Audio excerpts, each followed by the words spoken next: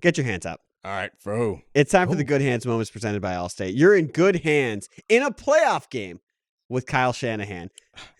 So a playoff game. Okay. Who has been much maligned for handling these situations and had the 2 Brock Purdy interceptions and pulled out everything in his bag, including a Jawan Jennings Philly special where he got rocked by Jalen Carter and delivered the ball over the shoulder. Christian McCaffrey, who had 6 receptions for 66 yards and 2 touchdowns in that game, and was able to execute offense despite the severe amount of injuries to that team, including the injury to George Kittle's Achilles, which may have been caused by the electromagnetic field from their practice facility.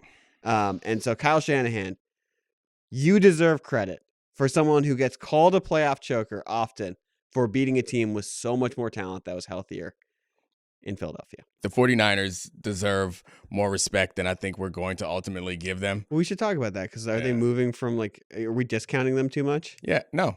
Mm-mm. I mean, we're going to continue to discount them. Like I would love to sit here and I feel like the you're gonna end up on another. That's fine. Another social media thing next week. Yep. That I'll tell you about in next Sunday. What? I mean, you think I'm supposed to do the job scared? No. I mean, my takes are all supposed to protect. You're not the Eagles. I'm not in the Niners social media video when this happens. You're not. No. You're not. You're not the Eagles offense. You're not. You don't play scared. Go ahead. I get why they would be offended because they've overcome so many things this season. They also had an electromagnetic field. You're gonna keep going back to this nonsense. Have you seen? Can we explain? Can I explain this to the audience? There's a Twitter thread that's gone viral, has like 1 billion views, something like that's a rough estimation of that saying that electromagnetic fields elves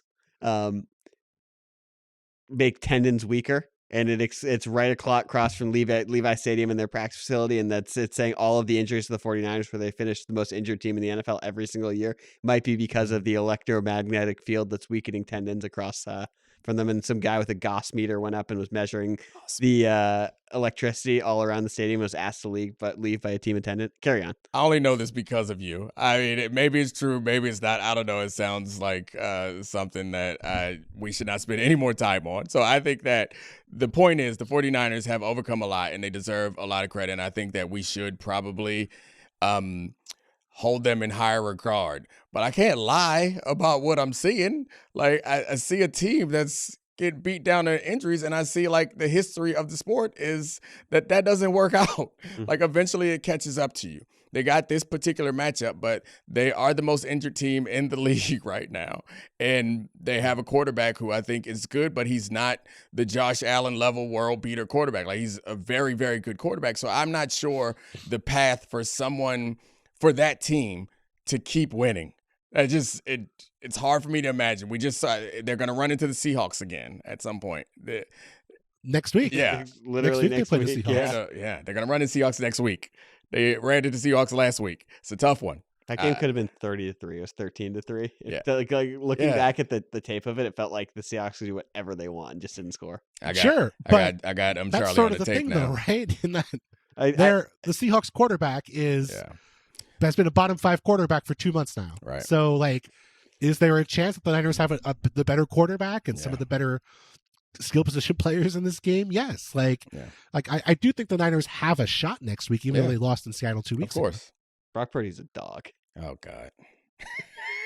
What is that? He is. Yeah, I mean, he's good. He's fearless. He's great. I'll He's give not him even that. It's just that he's a goldfish. Beginning to think that Kyle Shanahan might be a better coach than Kevin Patullo. And Nick This is the Sirianni. conclusion I'm coming to. And maybe Nick Sirianni. Did you catch by Big Dom though? Oh gosh, we're not doing big with his Labubu. I'm not doing. He had the Labubu. Here's the thing. Stop it. He did. I don't care. Go ahead, Bill.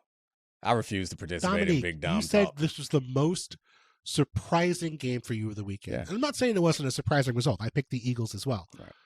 But if you trained in AI on the Eagles season and you were like, draw me up a loss for the Eagles in the postseason against the Niners, this is exactly what it would spit out, right? Like this was the classic Eagles loss where the offense goes completely quiet in the third quarter of the game. And they look like they never played together before.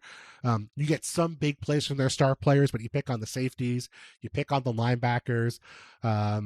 You get a couple drops from the receivers, penalties at the wrong time, wiping off plays. The run game has like one or two sparks, but never really catches fire and is really quiet. And a lot of like, it's a lot of like 1 yard runs on 1st and 10 or TFLs. This felt like every other Eagles loss. And that is, I think, why this is such a frustrating thing, because for weeks now, the attitude the Eagles have had has pretty much it's not been like there's something wrong and we need to fix it. It's just like, we'll figure it out. We're going to be fine. Sort of like with this hint that like once we get to the postseason, we're going to turn things on. And they got to the postseason and delivered the exact same kind of loss they had in November and December.